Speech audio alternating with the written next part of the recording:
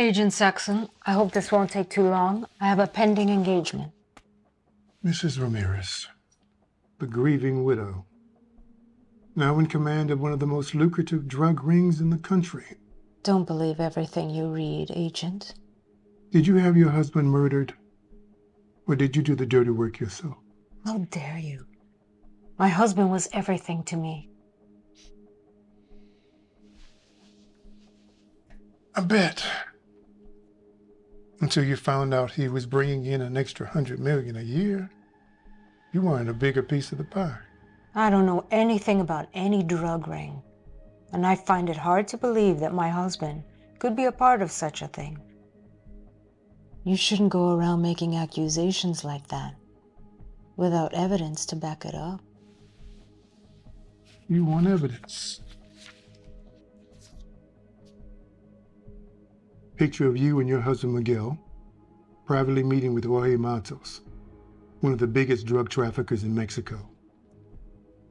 Then, 2 weeks later, just you and Matos on his yacht, 3 days after your husband's death.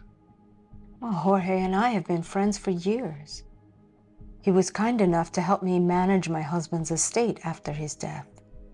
Which included 10 major drug operations located all over Europe. This delusional narrative you've made up is not evidence, Agent. You had a son, Mario, correct? He was killed by agents in a drug raid last year. Your entire family was deeply involved in international drug trafficking, and we can prove it. Cállate! How dare you bring my son into this? I've always loved my family above all else, not money. Being rich and Hispanic doesn't make us drug dealers, Agent. And your so-called evidence is all circumstantial. We have the paper trail to prove it. Financial transactions correspondence to shipments between Colombia and New York Harbor. As you say, I'm a grieving widow with no priors. You won't be able to convince any government agency of my involvement, much less a jury. We have hard intel to corroborate all of this. Your back's against the wall, Belinda. Either you give us all of your contacts or you spend the rest of your life in prison. It's as simple as that. Look, I don't care if you murdered your husband or not.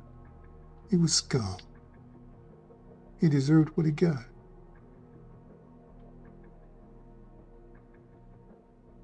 I didn't kill Miguel.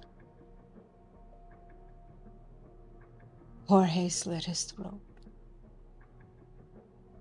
He wanted a bigger piece of the action. My husband was resisting.